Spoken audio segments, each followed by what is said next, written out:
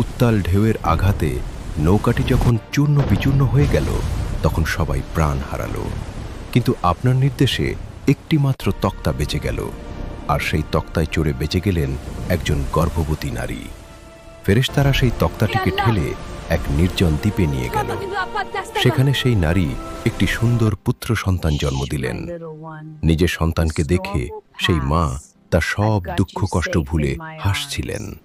ঠিক সেই মুহূর্তে আমার কাছে নির্দেশ এলো, ওই মায়ের জান কব্জ করো। হে আল্লাহ, সেই দৃশ্য দেখে আমার বুক ফেটে যাচ্ছিল।